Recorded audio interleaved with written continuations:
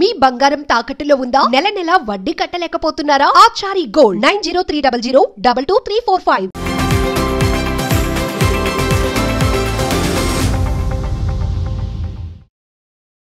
Hi hello నమస్తే, welcome to Magna TV. నేను మీ అనుష.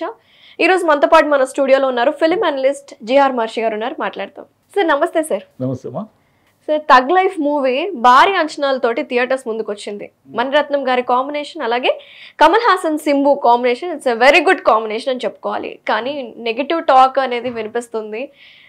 రకరకాల పోస్టులు చేస్తున్నారన్నమాట మూవీ గురించి. అండ్ ఫస్ట్ డే కలెక్షన్ కూడా చాలా తక్కువ ఉంది, 15.5 crores ఉన్నాయి. సెకండ్ డే ఇంకా తక్కువ ఉంది. సో దీని గురించి మీరేం మాట్లాడతారు? ఏం లేదు, సినిమా బాగాలేకపోతే అది ఆ సినిమాకి డిజాస్టర్ టాక్ వచ్చింది. ఎప్పుడు కూడా ఏమిటంటే అంచనాలు ఎక్కువ ఉన్నప్పుడు ఆ అంచనాలు అందుకోవడం కష్టమవుతుంది. మీకు అసలు అంచనాలే లేవనుకోండి, అప్పుడు మోస్తరుగా ఉన్న బాగానే ఉందిలే ఒకసారి చూడొచ్చు అనుకుంటారు.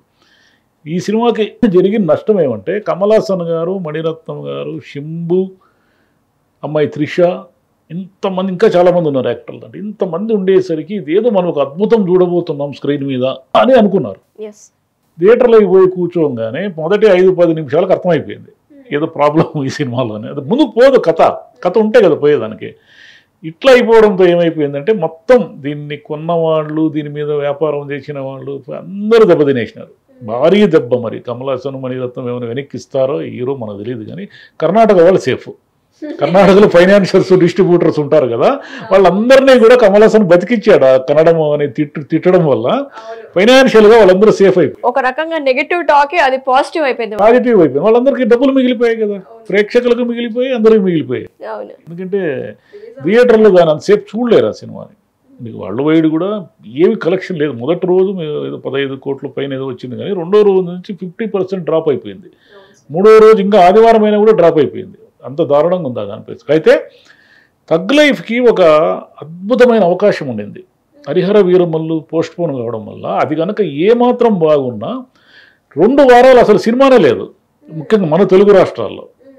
సరే తమిళనాడు సంగతి వదిలేద్దాం, 2 వారాలు సినిమానే లేదు. కాబట్టి ఏ కాస్త బాగున్నా కూడా ఆ సినిమాకి మంచి డబ్బులు వచ్చిండేటివి. మంచి అవకాశం పోయింది ఆ సినిమాకి, తగ్ లైఫ్కి. Coming to Tamil version sir, Tamil ఎలా ఉంది? అలాగే హిందీలో కూడా రిలీజ్ చేశారు కాబట్టి కలెక్షన్స్ ఓవరాల్గా చూసుకుంటే తక్కువగానే ఉన్నాయి. బట్ తమిళ్ సైడ్ ఎట్లా ఉన్నాయి? తమిళ్లో కూడా అట్లా ఏం బాగాలేదు పరిస్థితి. కొన్ని సినిమాలు తమిళ్లో ఆడి తెలుగులో ఆడకుండా ఉన్నవి కొన్ని ఉన్నాయి. ఉదాహరణకి మణిరత్నం గారి లాస్ట్ ఫిలిం పొన్నియిన్ సెల్వన్ ఉంది కదా, పొన్నియిన్ సెల్వన్ మనకు పెద్దగా ఎక్కలే. తమిళ్లో బ్రహ్మాండమైన సూపర్ డూపర్ హిట్ అది. ఎందుకంటే వాళ్ళ నేటివిటీ కథ అది. వాళ్ళ కావేరీ నది కానీ, ఆ రాజులు కానీ, ఆ పొన్నియిన్ సెల్వన్ అనే నవల కానీ చాలా ఫేమస్ కావడం వల్ల మణిరత్నం గారు ఆ సినిమాను అద్భుతంగా తీశారు. మనకు ఎందుకు కనెక్ట్ కాదంటే మనకు ఆ కథ తెలియదు. మనకి పుస్తకాల్లో కానీ, మన చిన్నప్పటి నుంచి కానీ మన కథ కాదు అది. ఇప్పుడు మన బొబ్బిలి యుద్ధం సినిమా అనుకోండి, దాన్ని తమిళ్లో తీస్తే వాళ్ళకి అర్థం కాదు. ఈ బొబ్బిలి ఆడుందో మనకు తెలియదు అనుకుంటారు. అట్లనే పొన్నియిన్ సెల్వన్ కూడా మంచి సినిమా అయినా తెలుగులో పెద్దగా ఆడకపోవడానికి కారణం ఏమిటంటే నేటివిటీ మిస్ కావడం. కానీ ఈ సినిమా ఏమిటంటే తమిళ్, తెలుగు, హిందీ ఆడ చూసినా దీనికి అదే ప్రాబ్లమే. తమిళ్లో కూడా ఇదేం ఆడలేదు సినిమా. ఎందుకు ఆడలేదంటే హీరోనే సమస్య ఆ సినిమాకి. కమల్ హాసనే ప్లస్, కమల్ హాసనే మైనస్. అంటే వీళ్ళు ఏం చేస్తారంటే హీరోలు మొత్తం తమ భుజాల మీదే సినిమాని మోయాలనుకోవడమే ఆ సినిమాలో ఉన్న ప్రాబ్లం. కమల్ హాసనే అన్ని ప్రేముల్లోనూ కమల్ హాసనే కనిపిస్తా అంటే ఎంతసేపు అని చూస్తాం. కథ ఏదో ముందుకు పోవాలి. ఎప్పుడు కూడా సపోర్టింగ్ యాక్టర్లు, విలన్ ఎప్పుడు బలంగా ఉంటాడో హీరో అంత ఎలివేట్ అవుతాడు. మీకు బాహుబలిలో ప్రభాస్ ఎలివేషన్ కారణం ఏమిటంటే రాణా అంత పవర్ఫుల్ విలన్ ఉండడమే.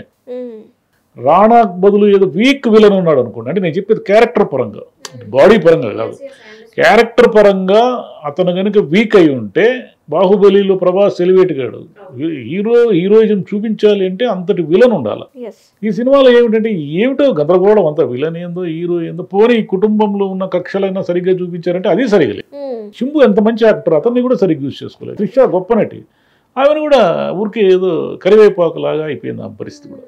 అంటే అంత నటిని ఒక క్యారెక్టర్ ఉంటే ఎస్టాబ్లిష్ చేస్తే ఎంత యాక్టింగ్ చేస్తుంది ఆమె. ఇప్పుడు మీకు పొన్నియిన్ సెల్వన్లో త్రిష కనిపించే కాసేపైనా మనకి అలా ముద్ర వేస్తుంది. అంత గొప్ప నటి కదా ఆమె. సో ఓవరాల్గా నెగటివ్ టాక్ డిజాస్టర్గా అయిపోయింది తగ్ లైఫ్. ఇప్పుడు సోషల్ మీడియా ఉంది. అవును, విపరీతమైన నెగిటివ్ టాక్ వస్తుంది. సో దాంట్లో మరి తగ్ లైఫ్ లో మూవీ గురించి చూసుకుంటే ఏ ఆస్పెక్ట్స్ మనకి పాజిటివ్ ఉన్నాయో మనం మాట్లాడుకోవచ్చు. ఏమి లేవు, మంచి పాటలు ఉన్నాయి, సినిమాలో వినబుద్ధి కాదు. సినిమాలో ఒక పెళ్లి పాట బాగుంటుంది కానీ బయట ఆడియో వినండి, చాలా మంచి పాటలు ఇచ్చాడు ఏఆర్ రెహమాన్. కానీ అతని ఎఫర్ట్ అంతా వేస్ట్ అయిపోయింది. అంటే సినిమాలో మీకు విజువల్గా బ్యూటీ కనబడకపోతే మంచి పాట కూడా మనకి ఎక్కదు. మనకు ఆడియో వేరు, వీడియో వేరు, దృశ్యం వేరు కదా. మామూలుగా మణిరత్నం గారు పాటలు చాలా అద్భుతంగా పిక్చరైజ్ చేస్తారు, ఆయన బలం అది. కానీ ఈ సినిమాలో ఎందుకు మైనస్ అంటూ పడడం మొదలైతే అన్ని మైనస్లే వస్తాయి. ఒక్కోసారి సినిమా డ్రాప్ అవ్వడం స్టార్ట్ అయితే ఇంకా దాన్ని ఎవ్వరు ఏం చేయలేరు. ఎంత గొప్ప డైరెక్టర్, ఎంత గొప్ప నటులు ఉన్నా దాన్ని బతికించలేరు. అది ఎక్కడో పోయింది ఆ సినిమా. అంటే కథలోనే పోయింది ఆ సినిమా. ఆ పల్స్ పట్టుకోలేదు అంటారు. పట్టుకోలేనటువంటి బలహీనమైన దర్శకుడు ఏం కాదు అతను ఏజ్ పెరిగింది కానీ మణిరత్నం గారికి ఆయన విజన్ కరెక్ట్గానే ఉంది. అయితే ఈ సినిమాలో ఏమిటంటే కథలో ఎప్పుడు మలుపులు ఉండాలి. అంటే మీకు ఒక క్యారెక్టర్ని రిజిస్టర్ చేయాలి. ఒకడు దుర్మార్గంగా ఎందుకు ప్రవర్తిస్తున్నాడు, ఒకడు మంచివాడుగా ఎందుకున్నాడు, కుట్రలు జరిగేటప్పుడు వానికి ఎందుకు అంత కోపం వచ్చింది, ఇవన్నీ రిజిస్టర్ కావాలి. ఇవి ఏమీ రిజిస్టర్ కావు సినిమాలో. అంటే ఊరికే నడుస్తూ ఉంటుంది కథ నడుస్తూ ఉంటే మనం ఏమైతుందంటే విసుగ్గా, ఎంగేజ్మెంట్ లేదు, ఎంటర్టైన్మెంట్ అండ్ ఎంగేజ్మెంట్ లేదు. మన కనెక్టివిటీ ఉండాలి. ఆ క్యారెక్టర్ అలా బిహేవ్ చేస్తున్నప్పుడు ఎందుకు ఇట్లా బిహేవ్ చేస్తుంది క్యారెక్టరు, ఏమిది, షాకింగ్గా ఉండాలి మనకి ఏదైనా చూస్తున్నప్పుడు. మీకు అలాంటి షాకింగ్ ఎలిమెంట్స్ సూపర్ హిట్ సినిమాలు ఏదైనా చూడండి, క్యారెక్టర్ని రిజిస్టర్ చేస్తూ వస్తారు. మీకు మణిరత్నం ఇంత మునుపు ఏ సినిమా, గొప్ప గొప్ప సినిమాలు బొంబాయిలో చూస్తే అమ్మాయి అబ్బాయి ఎంత అద్భుతంగా మనకు రిజిస్టర్ అయిపోతారు వాళ్ళ లవ్.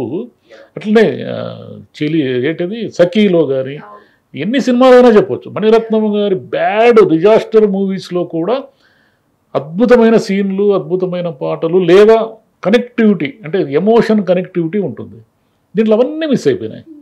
అంటే వయసు అయిపోయింది, ఇద్దరికి వయసు అయిపోయింది, కమల్ హాసన్కి మణిరత్నంకి. లేదా ఒక్కొక్కసారి ఎంత గొప్ప దర్శకులైనా ఫెయిల్యూర్ అవుతారనే దానికి ఇది ఉదాహరణ కూడా మనది. Sometimes happens. అంతే. Thank you sir, thank you so much for your review. Namaste. Thank you.